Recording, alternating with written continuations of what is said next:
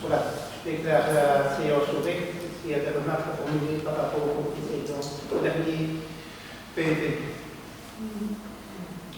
Ok, le premier point à l'ordre. Ah oui, il y a plusieurs excusés. Donc, il y a Sophie, Johanna, Bruno et Philippe. De notre côté, il y a Vincent. Voilà, donc le premier point à l'ordre du jour, c'est le marché conjoint pour l'entretien des cours d'eau de deuxième et troisième catégorie. C'est un marché qui n'a en rien à voir avec les innovations qu'on vient de subir, il était déjà programmé précédemment. Donc, vous savez que les rivières de deuxième catégorie, ça relève de la gestion de la province. Tandis que ceux de troisième catégorie, ça relève de la commune, la gestion de la commune. Et donc, déjà le programme précédent, on travaille en partenariat avec la province dans le cadre de ces dossiers-là. Si bien qu'ici, la province a lancé un marché pour ce qui relève des cours d'eau qui relèvent de sa compétence. Et auquel nous autres, on adhère, parce qu'ils ont fait un marché global à la fois pour les niveaux catégorie 2 et catégorie 3. Et donc, l'estimatif est avoisine les 247 000 € globalement, les 2 et 3e catégories, et la part communale là-dedans, c'est chiffre estimation, en fait, selon ordre de vie, de 20 340 €. Et donc, c'est que le conseil Marsonaco pour adhérer à ce marché conjoint. Et d'approuver par le fait même le cahier des charges qui a été établi par la province. Y a-t-il des remarques? Si pas, je passe au vote. Oui. Oui. Oui. Oui. Oui. Oui. Oui. Oui. Oui. Oui. Oui. Le deuxième point, c'est le marché, le remplacement de l'infrastructure serveur de la commune et pour le CPS. Approbation des conditions et modes de passation. Je vais passer la parole à José. C'est un marché qui avait déjà été approuvé par le conseil précédemment. Il y a eu un appel d'offres et puis je passe la parole à José pour la suite. Donc, par rapport au précédent appel d'offres, nous n'avons qu'une offre qui est revenue, mais dans cette offre, on était nettement au-dessus de l'estimation qui avait été faite. Le but recherché par cette société était déjà d'englober dedans les indemnités de retard éventuelles, parce qu'on trouvait qu'on était trop restrictif au niveau du temps imparti, d'une part, et d'autre part, le fait aussi que tout le matériel informatique, dans le cadre de la crise Covid et du télétravail engendré, était augmenté de 40 à 60% en fonction du matériel. Donc à partir de là, on était bien obligé de réécrire le cahier des charges en étant un peu plus large dans les délais de réalisation et en revoyant un petit peu également le montant, enfin un petit peu beaucoup. Et ben, on n'a pas le choix, c'est le marché qui est comme ça, donc on est un petit peu coincé et on en arrive maintenant à une estimation qui tourne aux alentours de 150 000 € hors TVA, soit 182 000 TVA. Voilà, et le mode de passation. Le mode de passation Marché, les changements aussi. Donc c'est maintenant négocié direct avec publication finale. En fait, on publie sur Internet la liste, l'avis de marché, les sociétés qui sont intéressées, nous devons monter les charges et remettrons un mail. Et une fois qu'elles auront mis leur offre, on pourra négocier avec n'importe quelle des sociétés qui aura remis l'offre.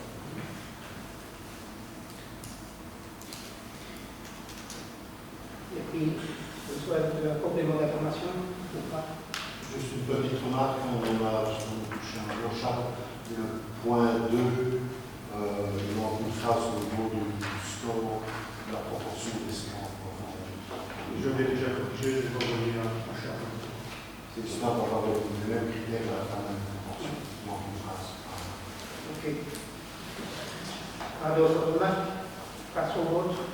Oui. Oui. Oui. Oui. Abstention. Oui. Oui. Oui. Oui. Oui. Oui.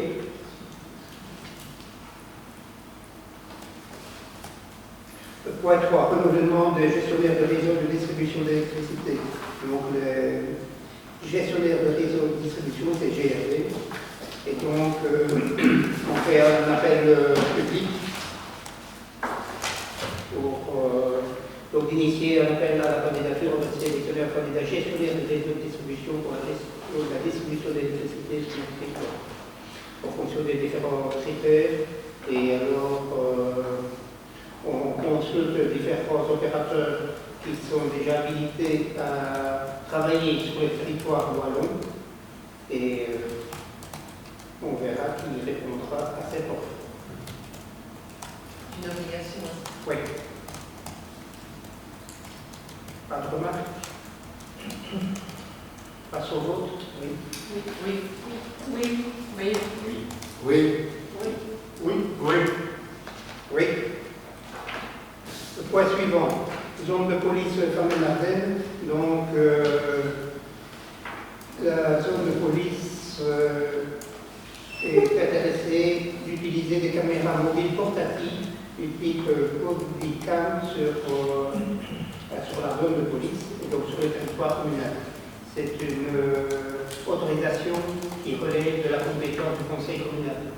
Donc, lors des interventions, les policiers auront une caméra sur eux et l'activeront au moment où ils jugeront opportun.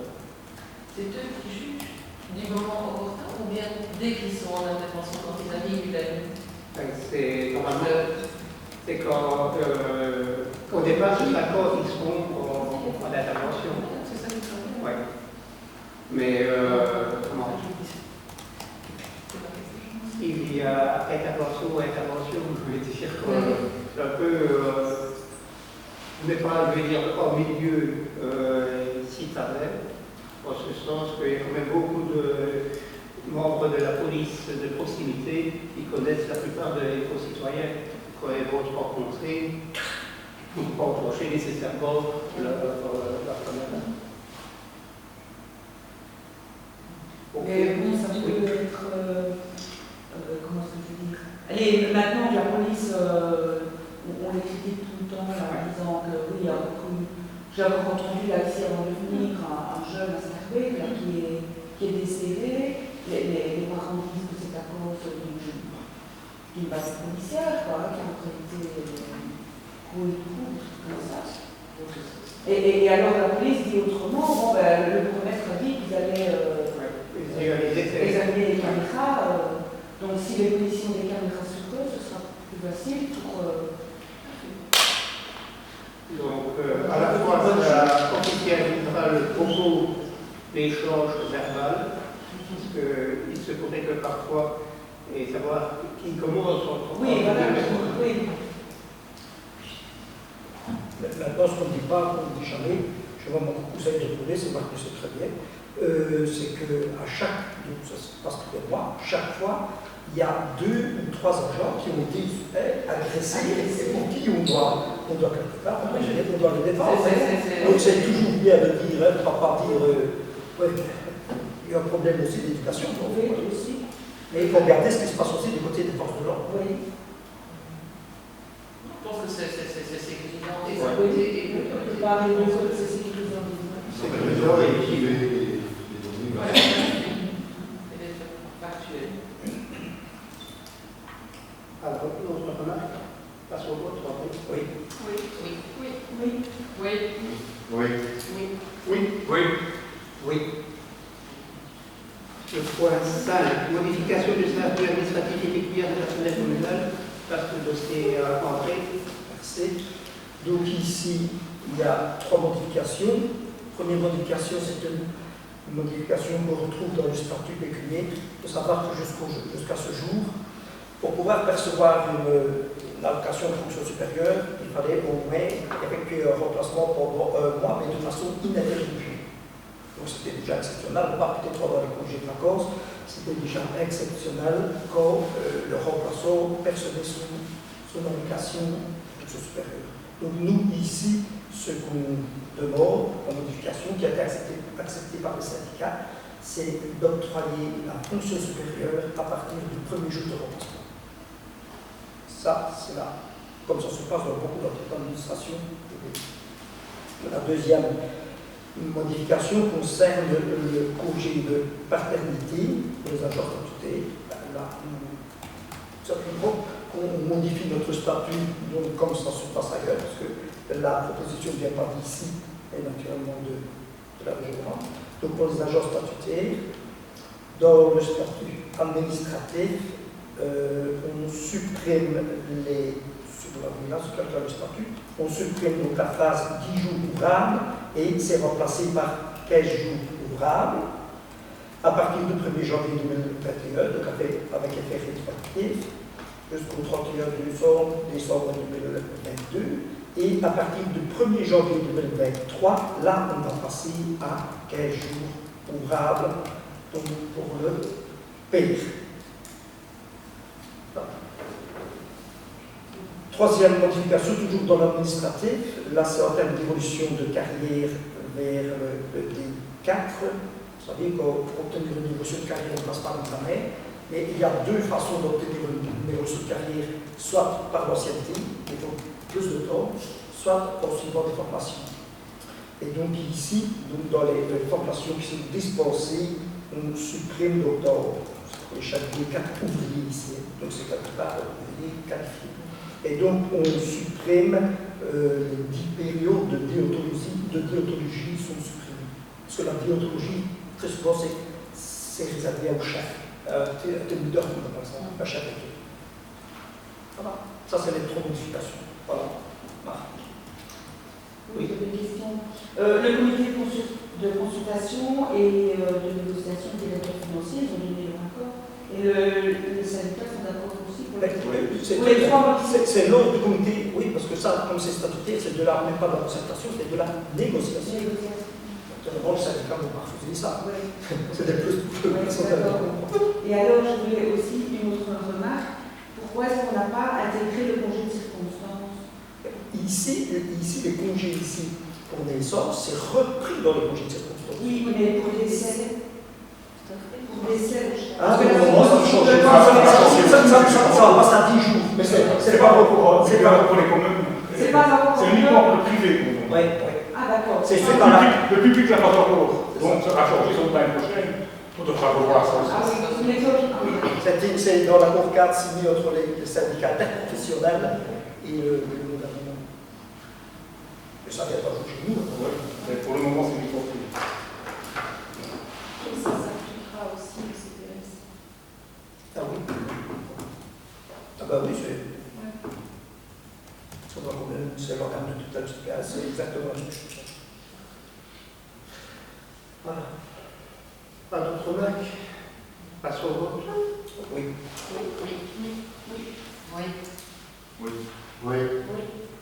Oui.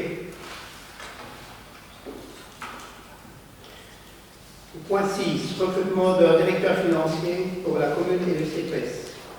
Donc, on est à la troisième version.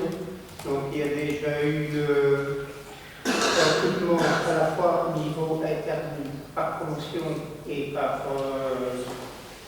externe en même temps. La fois dernière, c'était réservé uniquement en externe. On a lancé un appel et on a eu une candidature qui n'a pas satisfait aux critères qui avaient été établis par le jury extérieur. Et donc, en fait, pourquoi la tenue du conseil communal ce jour, c'est pour ce point-ci. Parce que nous sommes justement à la période où les universitaires sortent de cours. Et donc, c'est pour espérer avoir le profil ad hoc pour pouvoir remplir aux conditions qui sont établies ici. Après avis du jury extérieur, il y a également la cotation dans les différentes tranches et dans les différentes matières qui a été revue pour être plus en adéquation avec la fonction en elle-même. Donc, ceci sera uniquement pour l'extérieur, donc le niveau universitaire. Des questions? Passe au vote entrée. Oui. Oui. Oui. Abstention. Oui. Oui. Oui. Oui. Oui. Oui. Communication. Alors, la décision du Conseil communal du 27 avril qui fixait les conditions d'engagement d'un ouvrier en orientation maçonnerie est approuvée. La décision également pour un recrutement d'un ouvrier en orientation voirie et machiniste, également approuvée. Au niveau de la modification budgétaire, elle est approuvée avec quelques légères modifications. L'exercice propre se termine par un boni présumé de 1 264,68 € et cumulé de 2 575 538. Alors, on a reçu quelques instructions ou informations dans le cadre des inondations. Donc, les communes devaient introduire d'abord un rapport le plus rapidement possible auprès de la région pour faire valoir les critères comme calamité naturelle publique. Donc, pour cette période-là où il y a eu les intempéries. Donc, on a demandé un relevé à certains particuliers qui nous avaient déjà contactés. On voyait par un reportage photo les sinistres qui étaient subis à la fois chez les particuliers. On a fait un relevé également pour tout ce qui est du domaine public. C'est Stéphane Pierrat qui a assuré ce service-là avec l'aide des ouvriers communaux et aussi avec le DNF, puisque les voiries en forêt ont subi également l'effet des intempéries, principalement à Bande, du côté droit quand vous allez vers Fellville. Nos chantiers, pas nos chantiers, nos chemins forestiers sont fameusement impactés. Donc ça, c'était introduit. On attend la réponse de la région pour voir si on sera reconnu comme commune pouvant faire appel au fonds des calamités. L'idée, c'était ça hier. Oui. Et donc, à partir de ce moment-là, nous autres, on retournera vers la population pour leur dire, la première chose, c'est que les gens doivent faire, c'est d'aller vers leur assurance, habitation. Et puis, où l'assurance habitation n'interviendra pas, ce sera le fonds de calamité. On introduira un dossier. Il faut savoir que ce n'est pas du 100% le fonds de calamité, loin de là. Pour faire un rapprochement avec ce que nous avions perçu en 2016, on a reçu à peu près un tiers, on a reçu 261 000. Ça représente à peu près un tiers de tout ce que la commune avait engagé comme frais au cours des... Et donc, si c'est la même échelle au niveau des particuliers, des privés, on peut parler du fonds de calamité, mais on ne parle pas que c'est bingo. C'est encore plus sévère au niveau des assurances. Alors, les bords vont intervenir, je crois. Il y a quand même, suite à une proposition de la ministre Catherine Nadieu, il y a quand même 20 millions d'euros qui ont été libérés, quoi, et qui vont être distribués par le CPS, normalement. Vous avez déjà reçu des instructions? Pas encore. Parce que j'imagine que ça pourra intervenir en plus du fonds des calamités, quoi. Oui, ben c'est Mais d'accord. bon, dans ce que moi j'ai lu, il disait que c'était le CPAS qui définira en fonction de la situation personnelle de chaque bénéficiaire. Oui, donc c'est là que l'Union des villes et communes a réagi. Donc l'Union des villes et communes, c'est le syndicat des gestionnaires communaux, voilà, pour que ce soit clair. Donc a réagi auprès du gouvernement wallon pour faire remarquer que les 500 000 qui étaient destinés entre autres à la somme pour leur logement et tout ça. C'est quand même pas la commune qui allait pouvoir le gérer. C'est une gestion qui relève du CPS. Donc l'Union des villes et communes a réagi, a trouvé l'idée, c'est bizarre, mais inopérationnelle pour les communes. Donc ils ont demandé au gouvernement de revoir leur copie pour que ça revienne directement vers le CPS, puisque ici, à notre niveau, nous autres, on a été sollicités, et c'est au niveau du CPS que la gestion s'est faite. Donc c'est avec le rapport social et tout. Et comme d'habitude, de toute façon, il faut que ce soit étudié. Étudié, oui.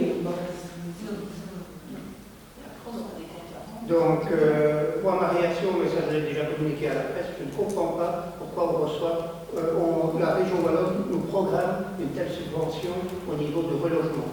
Parce que ça, c'est une charge qui incombe aux assurances. Les assurances doivent reloger leurs gens.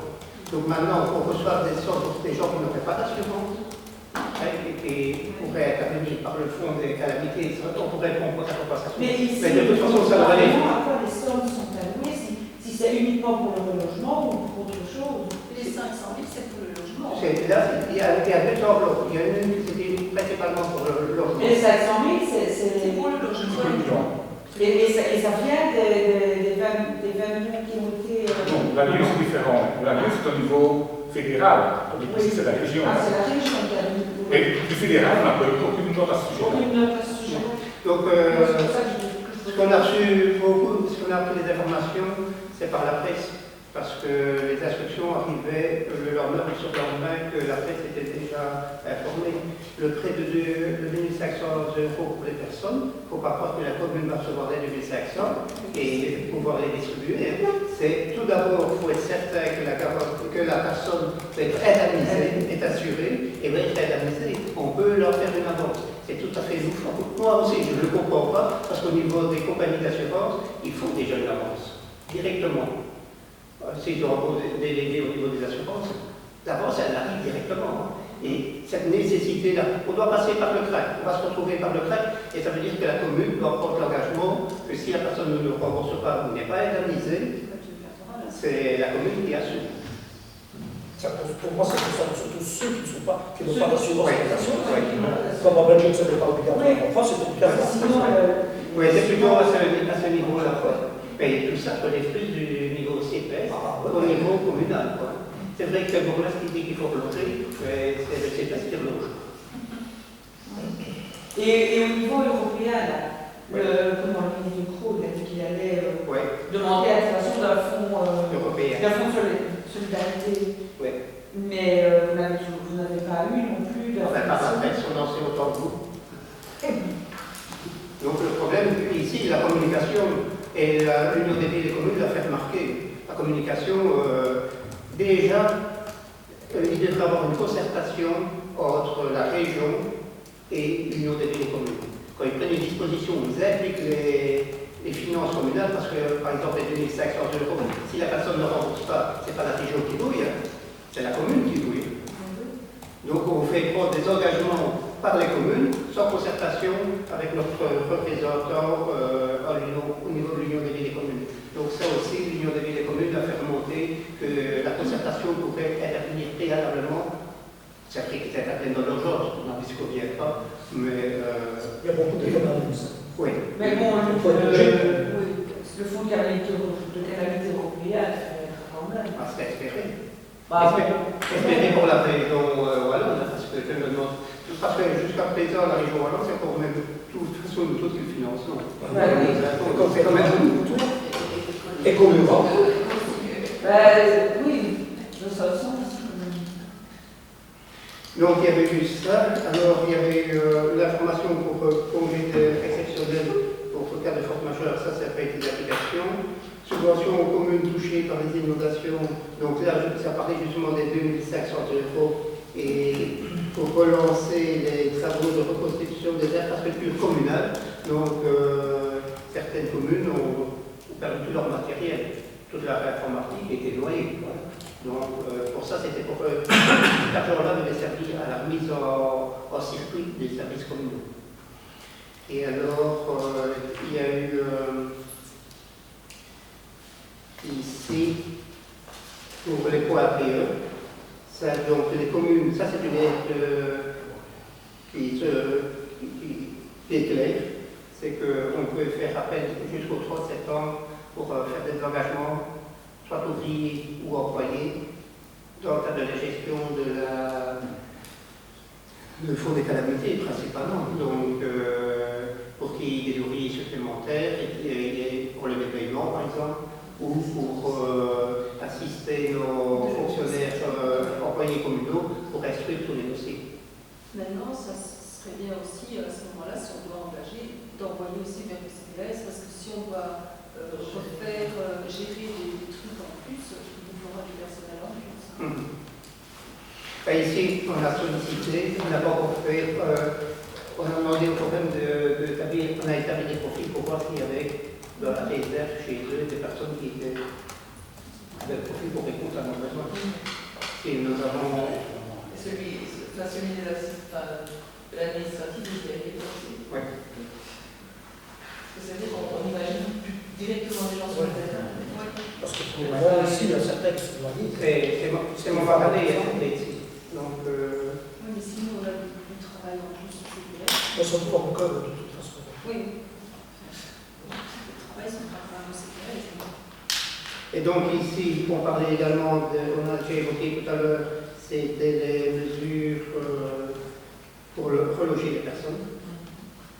Ça peut, moi je critique pas l'enveloppe, c'est le destinataire qui me semble peut-être pas le bon. C'est plus au niveau du CPS. Et il aurait été peut-être bon qu'ils activent au niveau des assurances. La fédération, au niveau des assurances, qui aurait dû avoir un accord avec la région, déjà à ce niveau-là, pour voir comment eux pouvaient faciliter lancer les dossiers, parce que bon, les compagnies d'assurance sont en experts pour l'instant. Et donc, peut-être que la région il aurait été utile de financer directement les compagnies d'assurance pour désigner des experts, pour renforcer leur équipe. La proximité. C'est elle qui devait intervenir. Et on a envoyé ça vers les communes. Et alors, il y a encore quelque chose ici. Oui, il y a une plateforme qui a été créée. Ça peut être intéressant aussi pour au cas où on aurait des. Il y avait un numéro d'urgence qui a été établi au niveau de la région. S'ils devaient poser des questions ou faire remonter des questions qui étaient formulées par les citoyens. Moi, c'est arrivé 2 fois, je leur ai posé, la question qui m'est posée, je leur ai posé, et le lendemain, je donnais la réponse. Je communiquais la réponse aux citoyens.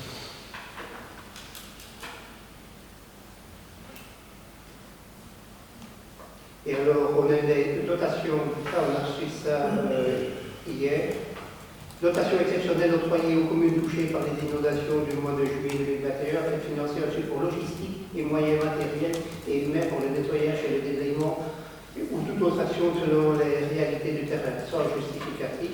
Et là, c'est la commune de Nation va recevoir 87 719 € pour tous les moyens qui sont mis en œuvre. Là, pour ce qui était des communications, bon, je suppose que faire le point au niveau communal, vous avez été sur le terrain aussi, donc vous savez ce qui s'est passé au niveau de Masbourg, Courrières et Borne. Et un peu Arsène. Un peu Arsène et Orbis. Le duché, et oui, Henri. Et oui, sur le niveau infrastructure communale, Henri, c'est la plaine de jeu. À Fourrière, c'est la plaine de jeu, le terrain de foot et le parking, l'église, le partenage. Au niveau de Masbourg, la crèche a été épargnée, mais les accotements ont pris en compte. Et à bord des installations du terrain de foot. Oui, et à bord des foot également. Et alors, la commission a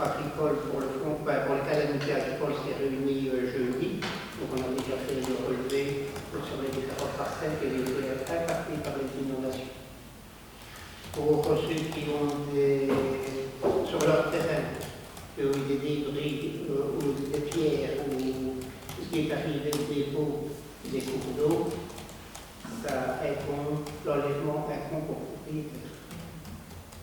Donc ça, si on vous pose la question, quitte au propriétaire à avoir sa facture et activer le fonds des calamités, c'est la commune a reconnu comme étant.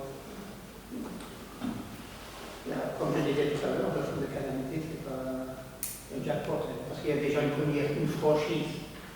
Où là, c'est pris en charge à 100% par le demandeur. Ah oui, donc les agriculteurs qui ont des dégâts dans le terrain. Les clôtures. Ils sont propriétaires. Donc il y a deux choses. L'agriculteur qui est propriétaire ou qui est locataire? Celui qui est d'abord l'exploitant. L'exploitant, là, on applique le fonds des calamités agricoles. Donc, une prairie qui était inondée, même si l'herbe se relève, comme il y avait l'eau était souillée par le mazout, tu ne peux pas donner ça à tes animaux. Donc, 100% perte. Ça, c'est pour la partie exploitante. Et puis alors, tu as la partie propriétaire. Là, c'est évacuer tout le travail qu'il y a sur le terrain. Ça, c'est un compte pour propriétaire à faire enlever. Ce n'est pas la charge du locataire, c'est l'agriculteur et le locataire. Il va peut-être négocier son loyer. Mais c'est au propriétaire à faire évacuer. Il y a des entreprises peut-être spécialisées pour faire ça. De toute façon, pour l'instant, c'était un peu tôt, parce que qu'on a fait le tour jeudi. Il y a des places et il nous fallait encore les autres. Il manquait encore de l'eau sur le terrain. Donc, l'extermine Mazou était en pierre impacté.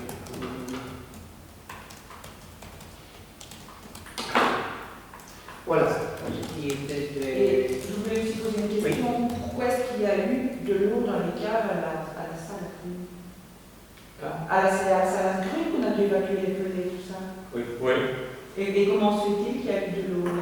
Les drains n'ont pas suivi. Les drains fonctionnaient à 100% et l'eau rentre partout. C'est infiltré. Il y avait quoi 5 cm dans la cave. Alors, on a dû extraire tous les pelés. Et le problème, quand ils ont installé, on n'a pas été vigilant assez, il aurait fallu le remonter plus haut, l'isoler. L'ensemble des pelets étaient dans l'eau quand il y a eu l'eau. Tandis que maintenant, on va relever de 15 cm, la vis sans fin, et mettre un isolant, mettre des panneaux spéciaux pour ne plus avoir la pluie. Là, c'était des tuyaux de 120, le drain donnait à max. Il y a eu un grune, il y a eu beaucoup, il y a eu la salle, il y a eu tout la rue du centre. Heureusement que ça a pu s'évacuer par derrière les autres villages, c'est allégé du cours de la mer. Et alors, ça s'est évacué par là. La rue du centre, il y a eu, c'est juste la rue principale. Mais il fallait voir ce qui descendait du bois, ça descendait des deux côtés. Du côté du Grand Lambert et du côté de la limite de chez Doual. Tout ça descendait. On ne se figure pas l'intensité de l'eau. Et voilà, on espère. Donc, ce qu'on a déjà tenu à remercier, c'était tous les bénévoles qui ont donné un fameux coup de main au niveau que ce soit au niveau des ouvriers communaux, au niveau des employés, au niveau du CPS également, et surtout aussi au niveau de la zone de secours. Si on avait eu compté que sur nos seuls moyens reconnus, on y était encore. On aurait peut-être dû avoir des victimes ici, on a eu vraiment l'assistance de tous les citoyens. Il n'a pas fallu sauver pour que ces gens bougent. Et il y avait des banques d'autres côtés, de Tadbé et tout ça. Et aussi de la Croix-Rouge de Vincennes.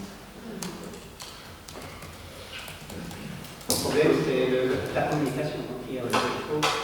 Mais ça, on n'avait pas de réseau. On s'est fait engueuler parce qu'on était au départ, on n'avait pas de réseau. Mais ceux qui avaient vous, c'est qu'ils avaient le réseau. Mais en fait, l'opération est toute la différence. Quand il y a une certaines forêts ne fonctionnent plus, pourtant les antennes sont bien hautes. Non, c'est les équipements électriques qui sont aussi.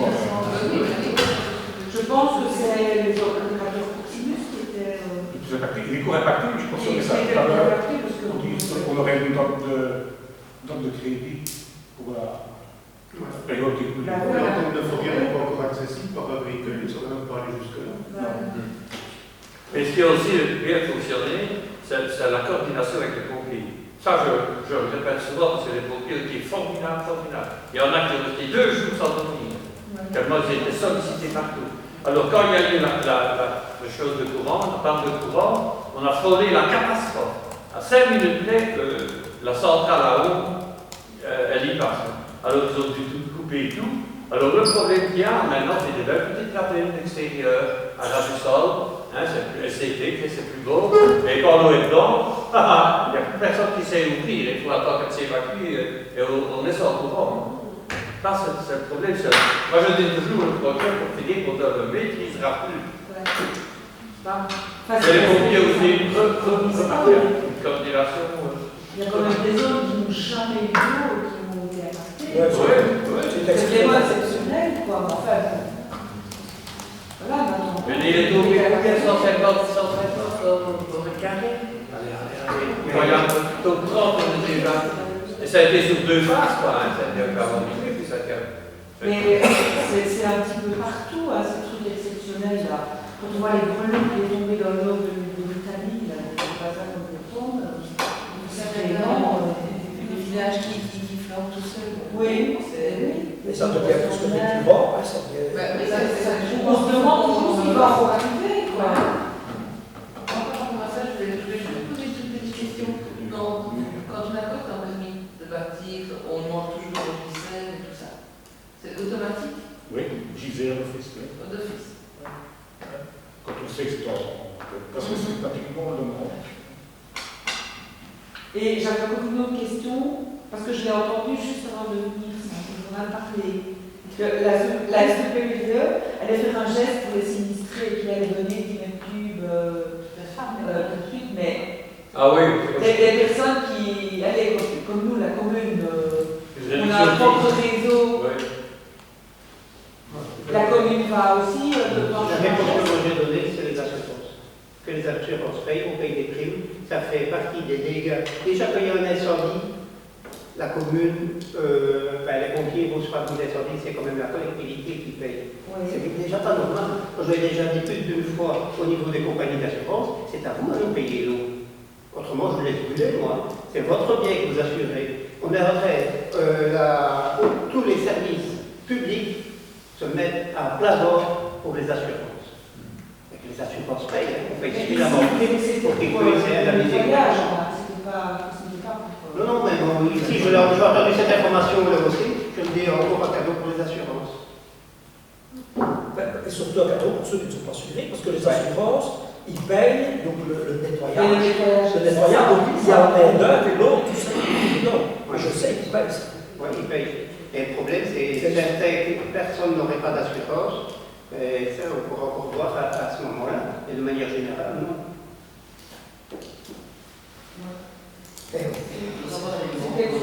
Aussi à ce moment-là. Il y aura aussi les demandes des gens. Je pense que ça devra évoluer. Il disait que parfois des voleurs, des chaudières qui se mettent en sécurité, ça peut provoquer des fuites. Et puis alors, après une consommation qu'on ne voit pas nécessairement, c'est seulement quand on reçoit sa facture qu'on voit que. Mais qui tiendrait compte de l'année. Oui, qui tiendrait compte de l'année précédente, quoi. Ce que tu dois faire, c'est regarder régulièrement son compteur d'eau. Ouais. Donc, s'il ne marche pas, tu fais comme ici, il y a des autres compteurs à côté. Oui. Et si c'est dans l'autre sens, d'un mois à l'autre, je ne sais pas qu'il faut le faire tous les mois, mais presque. Tu relèves et tu vois si tu as consommé plus ou pas. Et si le compteur est bloqué, n'attend pas 2 mois avant de revenir. Non, attends, mais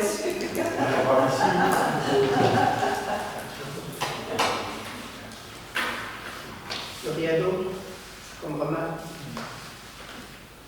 Voilà. Juste au niveau du CPS, est-ce qu'ils ont, enfin, est-ce que les personnes ont besoin de matériel ou ils font des choses comme ça ou bien Écoute, tout ce qui est matériel et c'est eux qui gèrent tout ça. Ouais. Et le ressenti au niveau de la Croix-Rouge, enfin, j'ai un peu discuté avec eux hier, c'est que les gens n'ont pas envie de montrer qu'ils ont besoin. Ils vont plutôt ailleurs qu'à la Croix-Rouge ici. Donc, ce sera des personnes communicantes. Il y a eu énormément de dons de vêtements.